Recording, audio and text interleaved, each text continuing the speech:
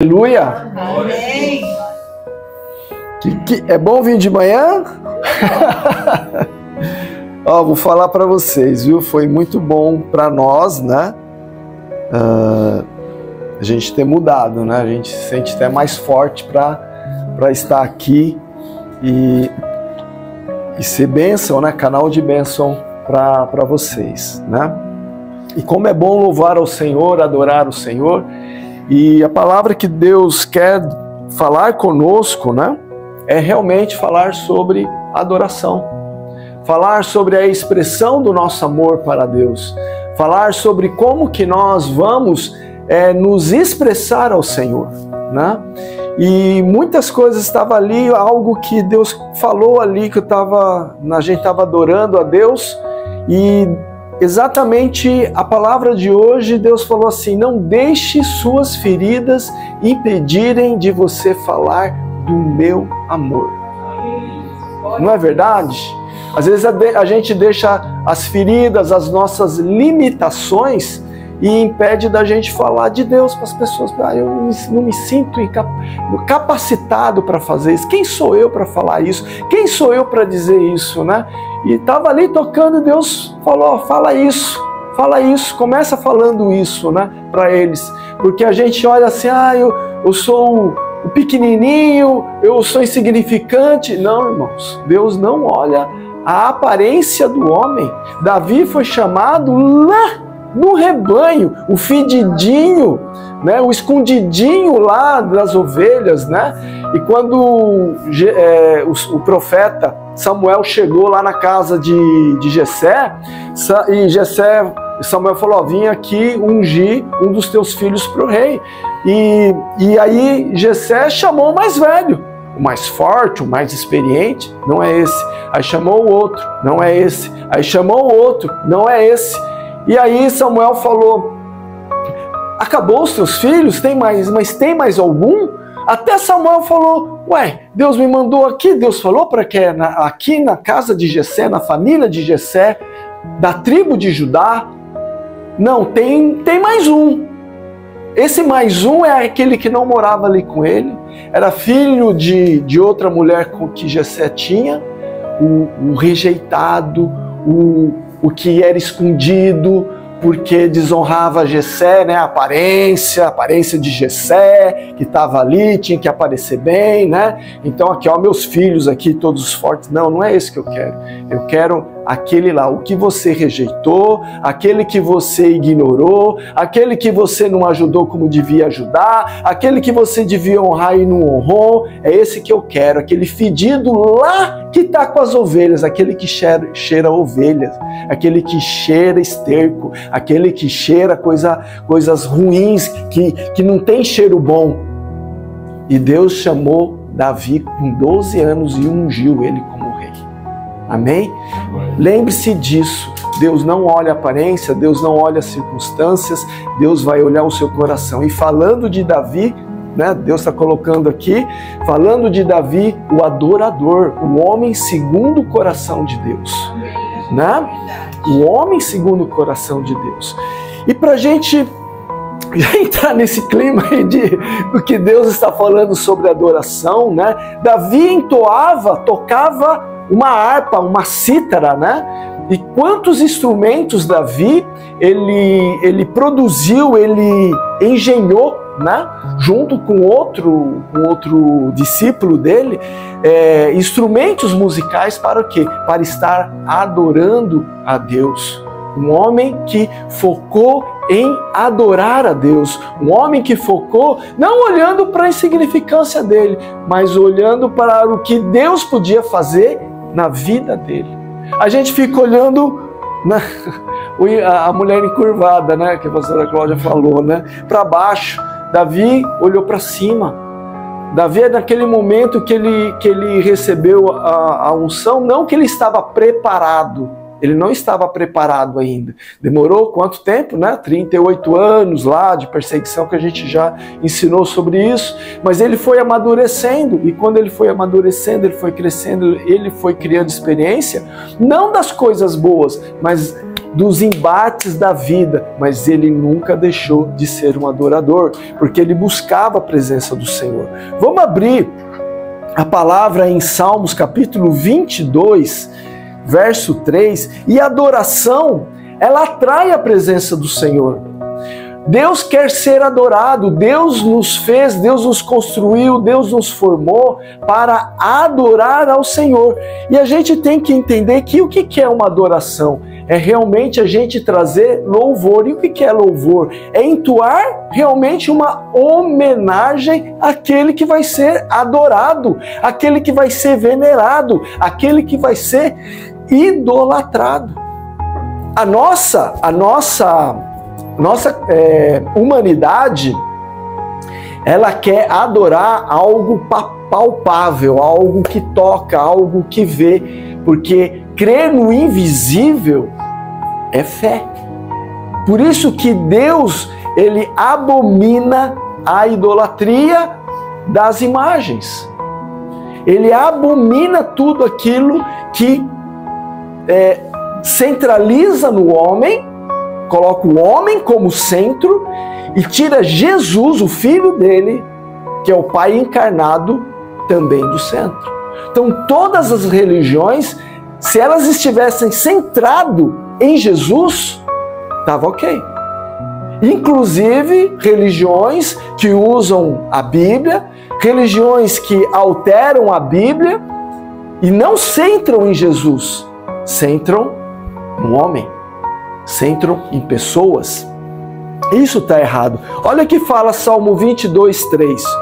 Tu, contudo, és o santo, és rei, és o louvor de Israel. Outra versão fala assim, que Deus habita no meio dos louvores de Israel. É no meio do louvor que Deus habita, irmãos. Não é no meio da reclamação, não é no meio da murmuração, não é no meio da circunstância difícil, é no meio dos louvores. Ele é o louvor de Israel. Então, o que depende de nós para atrair a presença de Deus? Louvar. Os Salmos e no Antigo Testamento não havia o Espírito Santo como há o Espírito Santo hoje dentro da gente. Mas o Espírito Santo está aqui. E nós somos templo do Espírito Santo. E como templo do Espírito Santo, o que nós devemos fazer? Adorar. Adorar. Um templo 24 horas aberto para adorar somos nós. Então nós adoramos a Deus dentro da nossa casa, adoramos a Deus na rua, adoramos a Deus no trabalho, adoramos a Deus aqui, louvamos para que a glória dele, a presença dele seja manifesta. Porque se nós nos calarmos, ele vai se manifestar? Não vai. Porque ele tem que ser homenageado. Então ele não está ligando pela nossa roupa, ele não está ligando do tipo da Bíblia, da cadeira, do ar-condicionado, da TV, das filmagens, ele não está ligando nisso. São apenas ferramentas e coisas que nós precisamos. Ele está interessado na nossa adoração. Amém? Abra agora em Salmos capítulo 100. Salmos capítulo 100, verso 2. Fala assim: rendei culto ao Senhor com alegria, vinde à sua presença com cânticos de louvor. Por isso que nós temos que abrir a nossa boca. Por isso que nós temos afinado, desafinados, não importa. Por isso que nós vamos providenciar as letras dos cânticos, para que a gente esteja entoando esses louvores. E é importante, por exemplo, o Salmo 100, ele é um cântico. Ele é um cântico de louvor. E ele diz assim no verso 1: aclamai com júbilo ao Senhor todos os habitantes da terra. Ele dá uma ordem, é imperativo. Aclamai, propagai, falai, cantai, todos os habitantes da terra. Mas eu faço uma pergunta para vocês: todos os habitantes da terra estão adorando a Deus? Por que não? Essa é a pergunta. Por que que os habitantes da terra não estão adorando a Deus? Aí que entra nós como templo do Espírito Santo. Aí que entra nós atrairmos a presença do Senhor.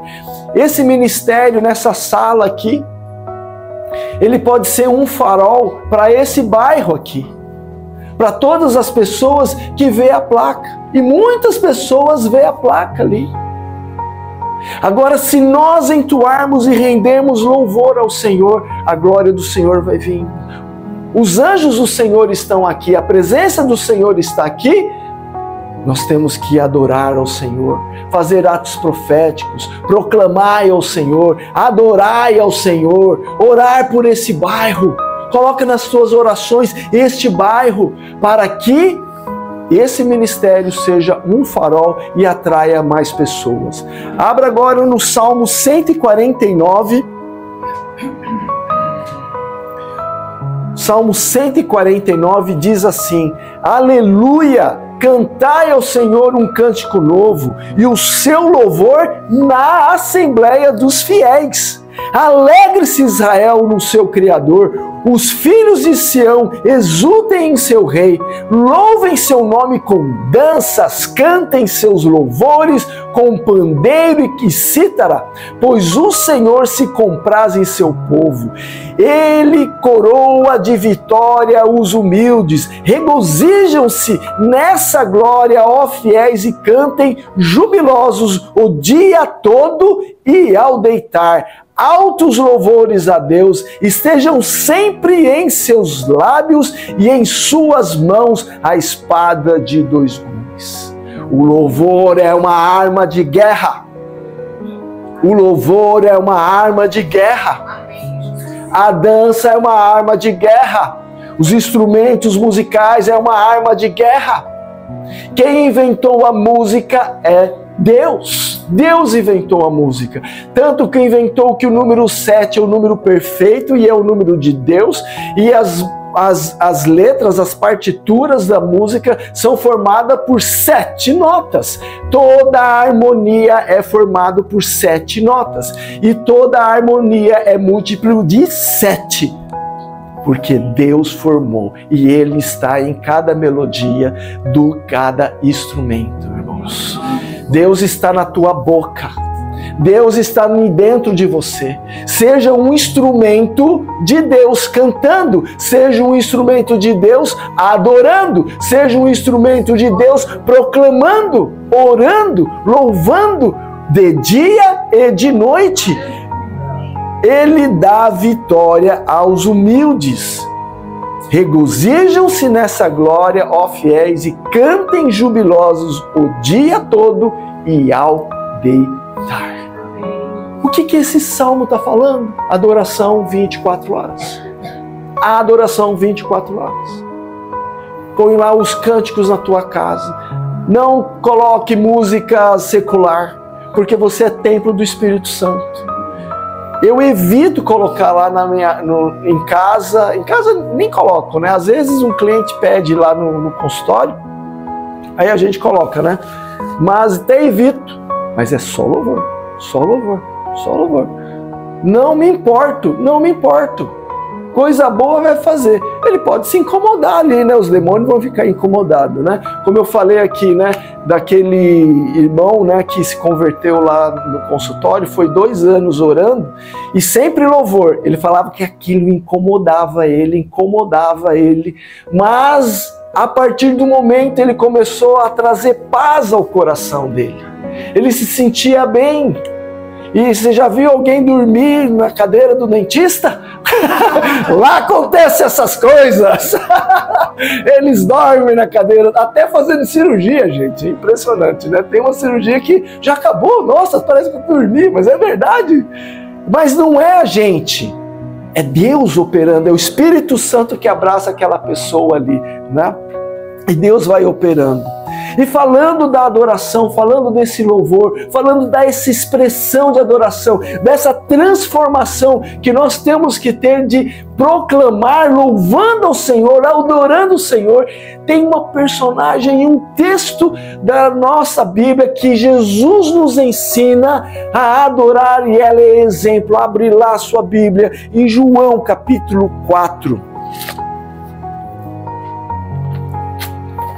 João capítulo 4.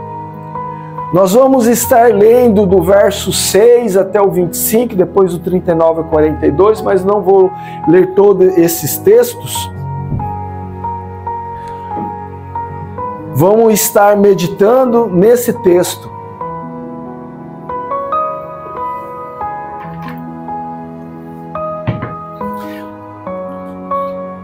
Amém? Havia ali a fonte de Jacó. Jesus, todavia, cansado da viagem, sentou-se à beira do poço. Isso aconteceu por volta da hora sexta. Nisso, uma mulher de Samaria veio tirar água e pediu-lhe: Jesus, dá-me um pouco de água para beber. Irmãos, o que a gente já vê aqui? A humanidade de Jesus. Jesus, Deus encarnado como homem, ao mesmo tempo ele Deus, ao mesmo tempo ele homem. Como ele homem, ele caminhou junto com os discípulos e quando chegou, ele estava indo para Galileia, tinha que passar por Samaria.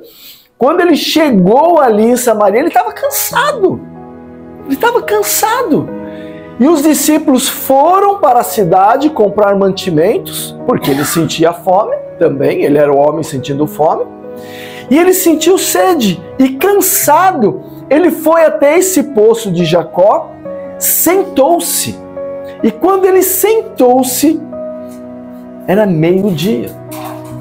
Meio-dia, lá naquela região, é aquele sol forte, sol bem de tirar o pelo mesmo, né? A pele da gente, né? Imagina isso. Nisso uma mulher de Samaria veio tirar água, pediu-lhe Jesus, dá-me um copo de água para beber. Jesus, ele sentado ali, descansando, e pediu o quê? Uma necessidade humana para aquela mulher. Irmãos, quantas coisas que às vezes passam desapercebido perto de nós, que Jesus está pedindo para nós alguma necessidade.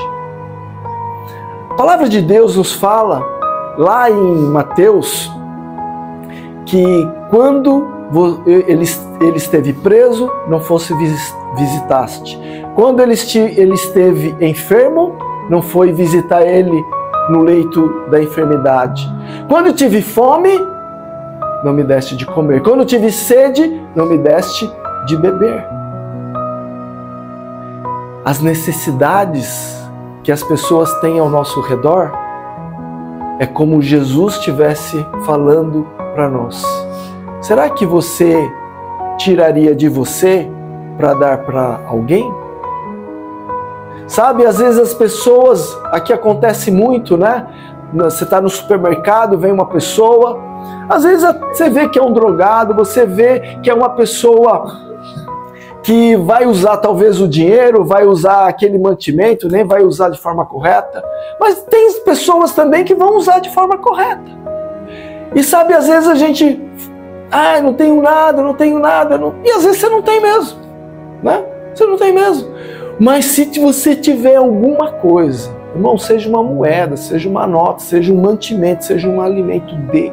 Porque o que ele vai fazer com esse dinheiro, com esse mantimento, é ele com Deus. Mas você é um templo do Espírito Santo, aonde as pessoas veem que você é uma fonte de vida, aonde vê em você um refúgio, aonde vê em você uma aparência ou algo que Deus está movendo aquela pessoa para vir até você. Dê, irmãos, dê voluntariamente, dê. Sabe, são experiências que a gente vai começar a compartilhar, de pessoas que vão chegar perto de você e você, tá, peraí que eu vou dar aqui, ó, toma aqui. Você tira do teu carrinho e dá para aquela pessoa. Já vai ajudar. Já vai ajudar. Nossa, mas eu também não tenho. Mas não é que você não tem, é que ela tem menos que você.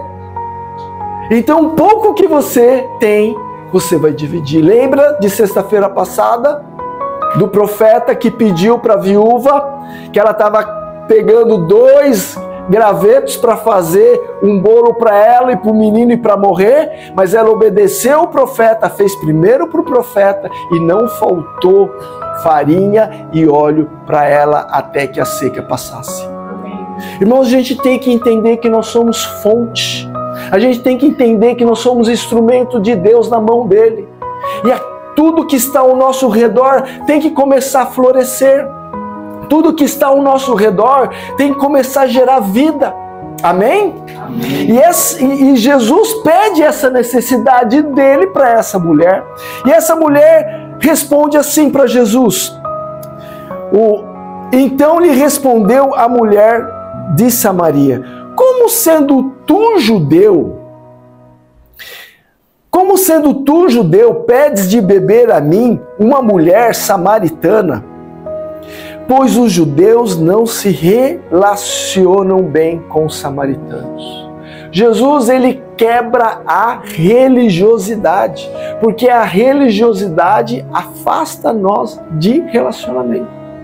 A nossa religiosidade, uso, costumes, paradigmas, padrões que foram inculcados na nossa cabeça, se a gente veio de lar evangélico ou não veio de lar evangélico, e do que o mundo também nos contamina, se torna a religiosidade. Isso nos afasta do relacionamento de Deus. Mas Jesus, com essa mulher, ele quebra a religiosidade. Quebra como? Porque os samaritanos não conversavam com os judeus e nem os judeus com os samaritanos. Eles eram da tribo também de Judá, os samaritanos. Mas os samaritanos, eles eram aqueles que ficaram em Judá durante o exílio babilônico. E quando esse povo ficou ali, eles começaram a mudar alguns conceitos judaicos. Então eles criam nos Pentateucos, nos 5 primeiros livros do Antigo Testamento, mas não criaram nos profetas. Eles sabiam de Jesus, porque no Pentateuco fala do Messias, mas eles não criam nos profetas. Então, Salmos, profetas, Eclesiastes, Cantares, que faz parte da Torá, foi tirado para eles. E eles se tornaram o quê? Uma seita. Então, para eles, a adoração era no Monte Gerizim. Para os judeus, a adoração era em Jerusalém. E Jesus vem quebrando essa religiosidade, porque religiosidade nos afasta do relacionamento com Deus. E nós somos adoradores. Então, nós quebrando nossos paradigmas, os usos e costumes, os padrões que foram formados dentro da nossa mente para buscar o quê? Relacionamento com Deus. Irmãos, hoje em dia, estão muito mais focados num ambiente confortável do que numa adoração. Mas se você for lá na África,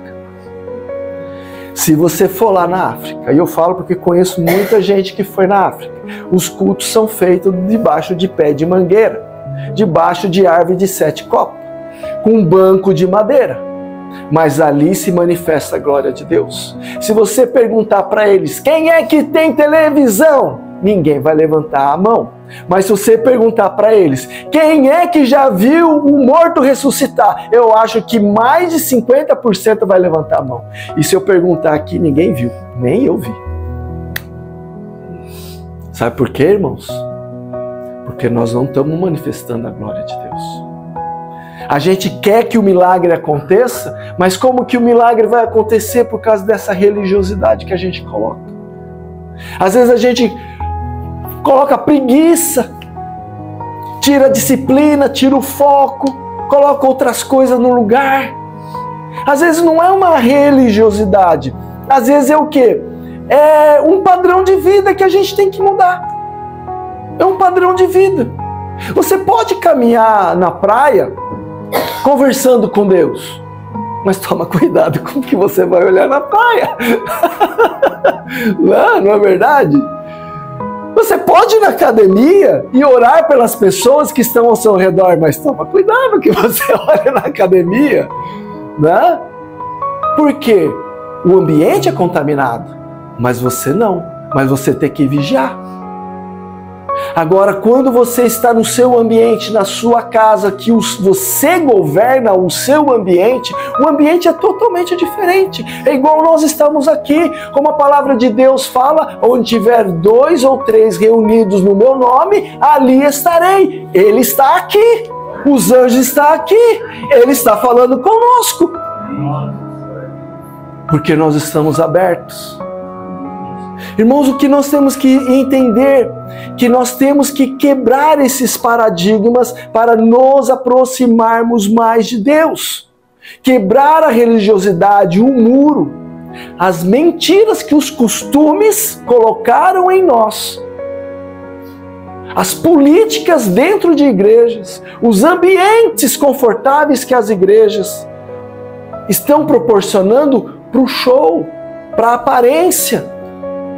O conforto, cadeira confortável, ar-condicionado, ok, sem extremismos.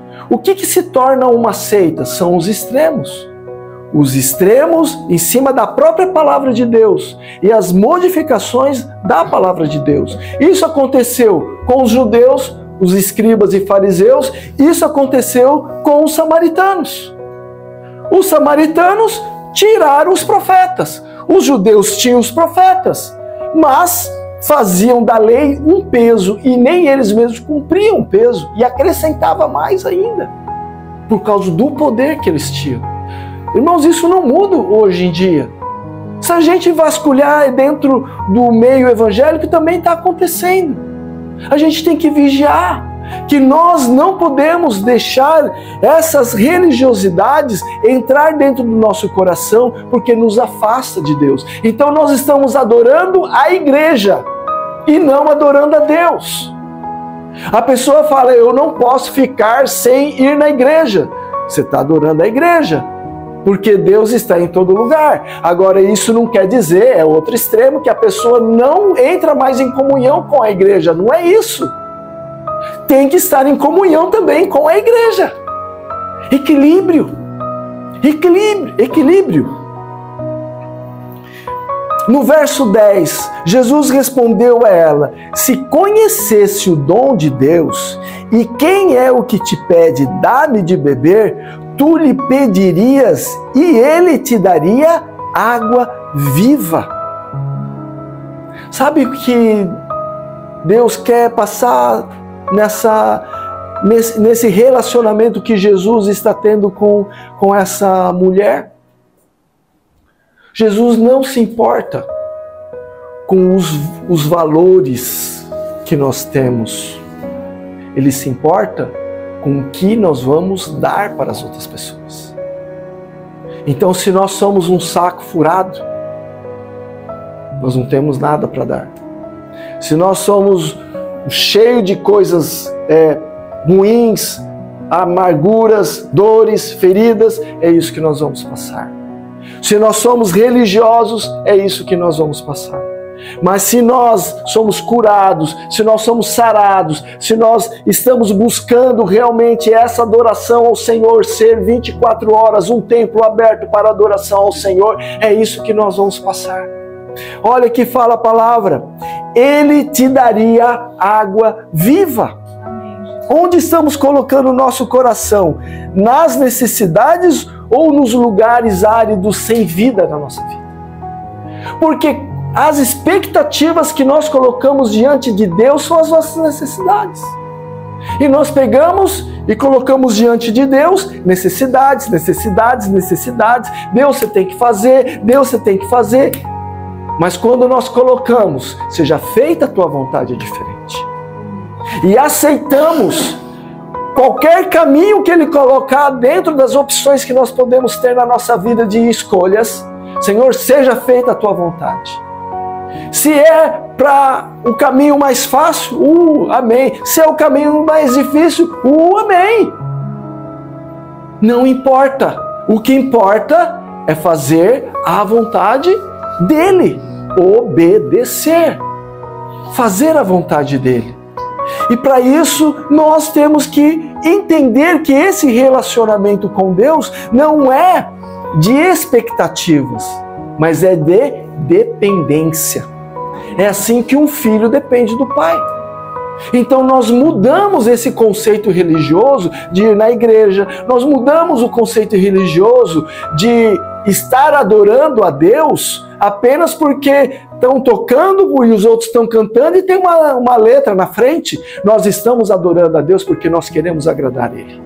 Nós estamos adorando a Deus porque nós vamos exaltar e bendizer Ele. Nós estamos adorando a Deus para Ele manifestar a glória dEle nesse lugar e que esse lugar vai atrair outras pessoas. Amém?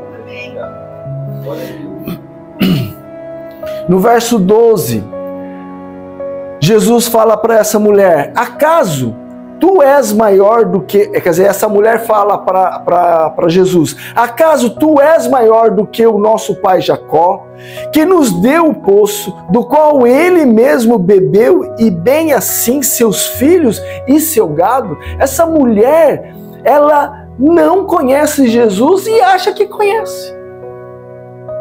Você está achando que é melhor? É isso que ela está falando para Jesus. Que água é essa daí? Ela coloca a religiosidade na frente, porque a religiosidade cega. Esses padrões que eu falei para vocês cegam a gente. Ele impede de nós crescermos, ele impede de nós estarmos à frente. A mulher samaritana, ela foi contaminada pela religiosidade dos samaritanos. Ela sabia do Messias, porque no Pentateuco fala, mas ela não acreditava que ele podia vir, porque eles baniram os profetas. Mas ela sabia de Jesus. Então ela chega nessa cegueira. Ela não reconhece o Filho de Deus. Ela não entende a necessidade de conhecer Jesus Cristo. Eu não preciso desse Jesus. Eu não preciso desse profeta. Eu não preciso desse Messias. E no verso 13, Jesus fala assim: quem beber dessa água terá sede outra vez. Necessidades. A gente tem necessidade de dinheiro, de roupa, de carro, de casa, de comida, de remédio e etc. Mas quando nós dependemos de Deus, pode ter as nossas necessidades, mas o nosso coração está no Senhor. O caminho que Ele vai escolher para nós suprir essas necessidades está no Senhor. E não está no nosso braço, não está na nossa decisão, não está na nossa conta bancária, não está no nosso carro. Não está, porque tudo é dele e é para ele e é para fazer da vontade dele.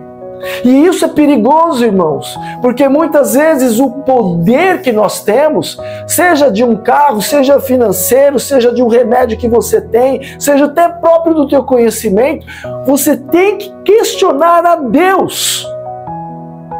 Até mesmo se você vai tirar do teu carrinho e dar para uma pessoa. Senhor, é para dar? Senhor, é para retribuir? Você está entendendo? Porque você é dele. Então você vai fazer o que ele quer e não o que você quer. Porque até para dar às pessoas, as religiões também, elas falam que vão entrar no reino dos céus dando, sendo boas para outras. E a palavra de Deus não fala isso. A palavra de Deus fala que nós somos instrumentos para ajudar as pessoas, mas que a salvação vem através de Cristo Jesus. É através de Cristo Jesus que nos tornamos pessoas boas, e não através das ações que nos tornamos pessoas boas. Porque quando faz isso por interesse para buscar o céu, é religiosidade. É cegueira espiritual.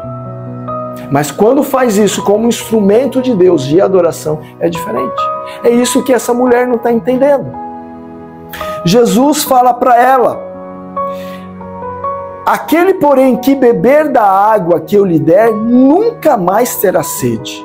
Ao contrário, a água que eu lhe der, tornar-se-á nele uma fonte de água jorrando para a vida eterna.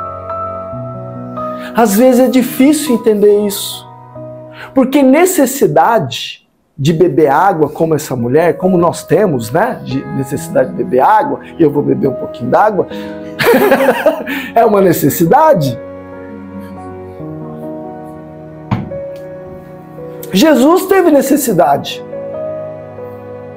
mas a água da fonte da vida eterna, da água do Espírito Santo, essa nós não vamos ter mais sede. O que a gente tem que entender e reconhecer aonde estão as áreas secas da nossa vida que precisa dessa fonte de água de Jesus. Que às vezes a gente quer tomar decisões, que às vezes a gente quer fazer as coisas do nosso jeito. Deixa Jesus entrar. Deixa Jesus ser fonte de água viva nessas áreas que estão áridas, que estão sem a água de Jesus Cristo. No verso 15, a mulher lhe pediu: Senhor, dá-me dessa água, para que eu não tenha mais sede, nem precise voltar aqui para tirar água. Ainda ela insiste nessa necessidade física, não entendendo a espiritual, a cegueira da religiosidade. No 16, pediu-lhe Jesus: vai, chama teu marido e volta aqui. Sabe o que Jesus fez nesse momento? Jesus identificou a cegueira espiritual dela, identificou o padrão religioso dela, identificou os dogmas que foram colocados, e ele sabia, né? Porque ela era samaritana. Então Jesus foi na região árida dela, porque era nos relacionamentos conjugais dela que estava o problema, que era o problema que estava seco, que era o deserto, era nessa região. Então, peraí, chama teu marido. Ela falou para Jesus: não tenho marido. Replicou Jesus: respondeste acertadamente ao dizer que não tens marido, pois 5 maridos já tiveste, e esse homem com que tu agora vives não é teu marido. Quanto a isto, falaste a verdade. Reconheceu a mulher: Senhor, eu percebo que tu és um profeta. Irmãos, às vezes essas regiões que a gente está lutando, que a gente está segurando para que elas não se tornem fonte de água viva, é uma região árida. Deixa Jesus entrar.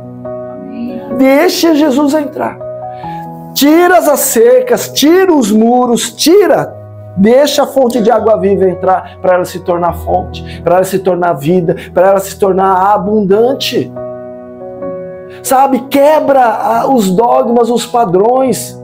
Dá um passo de fé, dá um passo de coragem. Eu sempre falo assim, né? Corta a corda. Cortar a corda é uma história de um alpinista.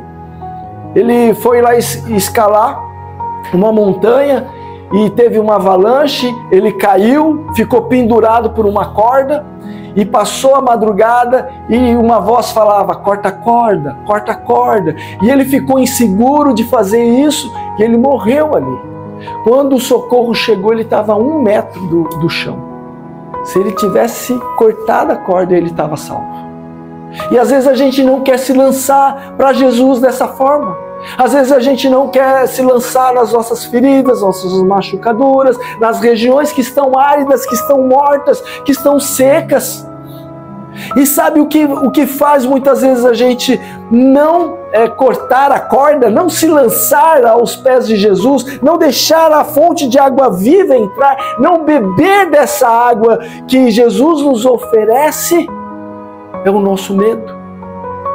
É a nossa independência humana. de ficar questionando demais as coisas, de ficar às vezes escutando o que às vezes o diabo está sugerindo para nós, do que nós realmente cortarmos as cordas aí e mergulhar nessa fonte de água viva. Para isso precisa coragem, para isso precisa determinação. Às vezes a gente tem determinação, coragem para tanta coisa errada que a gente faz, não é verdade? Não, que eu faço, que aconteça, taranã. Mas nessa hora, nas regiões áridas, você fala assim, cara, aqui só um milagre de Deus. Então deixa Deus fazer, que Ele é especialista em milagre. Ele é especialista em milagre. Corta a corda. Creia que Deus vai fazer. Amém. Creia que Deus vai fazer. Como essa mulher, ela começou a reconhecer Jesus como um profeta. Jesus começa a trazer a verdade para ela, quebrando a religiosidade. Jesus começa a quebrar todos os argumentos de uma falsa espiritualidade. Jesus começa a entrar na vida dela. Ela começa a reconhecer esse profeta. Entra a religiosidade de novo e ela fala para Jesus no 20, nossos pais adoravam sobre este monte, mas vós, judeus, dizeis que em Jerusalém é o lugar onde se deve orar. Declarou Jesus a ela, mulher, podes crer-me, está próxima a hora quando nem neste monte, nem em Jerusalém adorareis o Pai. Vós adorais o que não conheceis. Nós adoramos o que conhecemos, porque a salvação vem dos judeus. Jesus confronta a religiosidade dela e a religiosidade dos judeus. Nem aqui no Monte Gerizim e nem em Jerusalém. Nenhum desses lugares. Vai chegar a hora em que adorareis ao verdadeiro Pai, em espírito e em verdade. Sabe, irmãos, às vezes a gente está deixando de ser adorador. Nessas regiões áridas, quando a gente não deixa a fonte de água viva entrar dentro de nós, a gente fica com medo. Essa mulher estava com medo. Estava com medo de Jesus entrar nessas regiões. Então, quando ela reconheceu que Jesus era profeta, ela,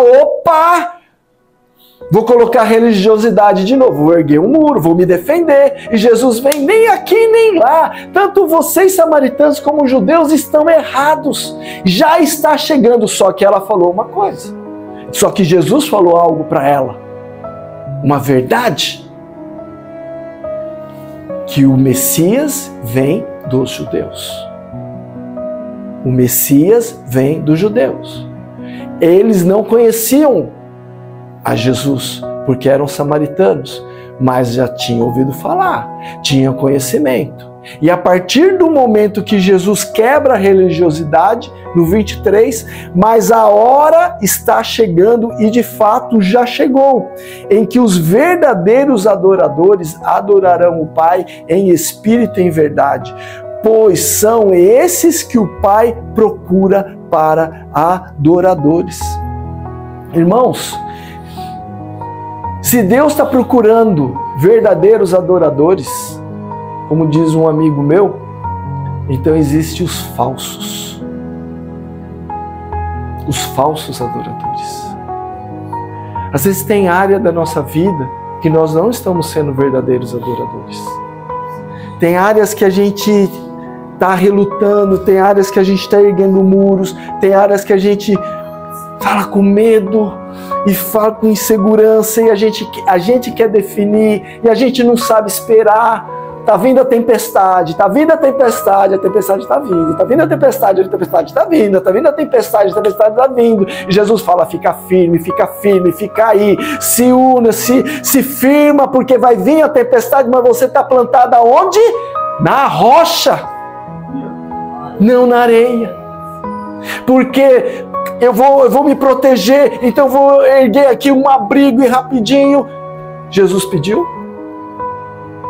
Jesus não pediu para a gente se proteger da tempestade. Jesus pediu para a gente construir a nossa vida na rocha, nele, Jesus Cristo. Num relacionamento com Ele. A tempestade vai vir. Mas quando a gente quer fazer as coisas rápidas, porque construir sobre areia você não precisa cavar. Você não precisa entrar lá dentro do buraco para encontrar a rocha. Você não fica lá dentro, né, meses e meses cavando até encontrar a rocha. Na areia, você faz ali um fundamento e pronto, já começa a erguer rapidinho e todo mundo vai olhar. Nossa, que casa bonita. A casa pode erguer. Vão ser 2 casas erguidas, mas a tempestade vai chegar. E vai chegar para todo mundo, em qualquer circunstância. É isso que Jesus está passando, é isso que Jesus está falando. Quando nós, nas regiões áridas, nós deixamos essa fonte de vida entrar, nós estamos construindo essas regiões que precisam ser tratadas na nossa vida na rocha. Mas como é difícil. Às vezes está chegando a data, um dia, menos 2 dias, menos mais um dia, vai mais um dia, vem a pressão, e vem o conflito, e vai chegando. Jesus, fica aí, fica tranquilo. Um pastor, amigo meu, pastor Alcídio, falava assim, eu ia orar lá com ele, ele me puxava assim, irmão Eliezer, está vendo as estrelas? Deus conhece o nome, tem nome para cada uma das estrelas, e o universo é milhões e milhões de estrelas. Se Jesus está no barco, vai tudo bem. Só que a tempestade nós vamos passar. Ela vai acalmar e nós vamos chegar do outro lado, irmãos. Continuando aqui no texto, para a gente já finalizando. No 25, a mulher disse a Jesus, eu sei que o Messias, chamado Cristo, está para vir. Quando ele vier, ele nos esclarecerá sobre tudo. Assegurou-lhe Jesus, eu que te falo sou o Messias. Naquele momento, entrou a fonte de água viva na vida dessa mulher, aonde os problemas conjugais que ela teve começou a gerar vida. Irmãos, repentinamente tudo pode mudar na nossa vida. Jesus vai entrando a partir do momento que a gente se posiciona, fala, vem Jesus nessa região árida minha e torna a fonte.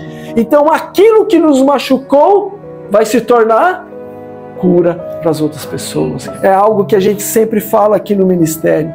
No 27, nesse ponto chegaram os discípulos e se admiraram de que estivesse conversando com a mulher. Todavia ninguém lhe perguntou o que queres saber ou por que falas com ela, porque eles eram judeus. Entrou religiosidade, entrou o preconceito.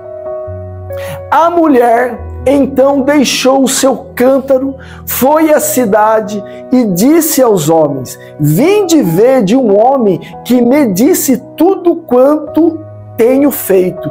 Não seria esse o Cristo? Irmãos, nesse momento, essa mulher deixou a necessidade dela lá no poço. Ela veio pegar água. Ela deixou lá o cântaro de água. Ela saiu de lá e foi se tornar o quê? Fonte de água viva. E ela chegou para quem? Para os homens daquela aldeia, proclamando, falando de Cristo. E ela contou a experiência dela. E olha o que aconteceu no verso 39. Muitos samaritanos daquela cidade creram nele em virtude da palavra daquela mulher que testemunhava. Provavelmente aquela mulher era criticada. Já passava por 5 e já tinha mais um. Provavelmente aquela mulher tinha preconceitos contra ela. Provavelmente aquela mulher não podia entrar em alguns lugares. Provavelmente aquela mulher era considerada como uma prostituta. Mas aquela mulher deixou a fonte de água viva de Jesus entrar nos lugares áridos dela para se tornar fonte de água viva. E ela diz, ele me disse tudo quanto tenho feito. Assim, quando os samaritanos se encontraram com Jesus, insistiram em que se hospedasse com eles, e ele ficou 2 dias. E muitos outros creram por causa da sua palavra. Então disseram à mulher, agora cremos não somente por causa do que tu falaste, mas porque nós mesmos o ouvimos e sabemos que esse é verdadeiramente o Cristo, o Salvador do mundo. Essa mulher se tornou uma missionária ali, na Samaria, e muitos creram. Irmãos, olha a mudança de vida, olha a mudança de postura. Foi quebrada os dogmas, os padrões, a religiosidade, os preconceitos. A fonte de água viva, Deus entrou nas áreas áridas. Sabe o que Deus está falando para nós? Que a nossa adoração tem que transformar nossas áreas que estão no deserto, que estão sem fonte de água viva. A nossa adoração tem que atrair para nos curar. A nossa adoração é arma de guerra para trazer cura para nós. A nossa adoração é para quebrar alguns paradigmas religiosos que nós temos, ou paradigmas ou padrões de educação que nós tivemos, ou coisas do mundo que nós tivemos, para trazer cura, para mudar as nossas atitudes e sermos adoradores e ali transformados para nós ministrar. Aonde é a sua região árida? São relacionamentos? É na área financeira? É no trabalho? É dificuldade de submissão? E tantos outros, né? Tem tantas coisas aí que acontecem na nossa vida. Deixa Jesus entrar. Adora a Deus. Porque nós somos templo do Espírito Santo. Mas o diabo que sabe o que quer fazer? Você não precisa de tanta coisa assim, não. Você não precisa de tanta disciplina, de ter tanto foco assim, de orar e ler a Bíblia. Você não precisa cantar bem, assim como estão falando lá na igreja, de você realmente cantar. Mesmo que você seja desafinado, não canta não. Olha, você vai ter vergonha. Olha, você não precisa colocar as músicas evangélicas no carro, no trabalho, na sua casa. Irmãos, nós temos que transformar as áreas áridas, desérticas, como fonte de vida. O seu trabalho, você trabalha no seu carro, coloca música evangélica. Você trabalha na sua casa, dependendo da situação, né, também do teu trabalho, põe o fone. Sabe, mas se torna fonte de vida. Mas com equilíbrio, sem ofender as pessoas. Jesus em nenhum momento ofendeu essa mulher. Jesus esclareceu. Jesus, essa mulher, ela deu a abertura para Jesus. Conforme Jesus ia revelando, ela ia abrindo. Conforme Jesus ia revelando, ela ia abrindo. Chegou um momento que ela fechou. Jesus falou, olha, deixa eu te falar, nem aqui no Monte Gerizim, nem em Jerusalém. Se você está com preconceito com os judeus também estão errados. A adoração, ela é 24 horas, porque Deus está procurando. O que é procurar? É aquilo que está escondido. Deus está esperando a adoração nossa. Deus está esperando a nossa adoração para nós nos tornarmos fonte de vida para as pessoas, ser transformados. Amém? Curva sua cabeça, pode ficar sentado como você está.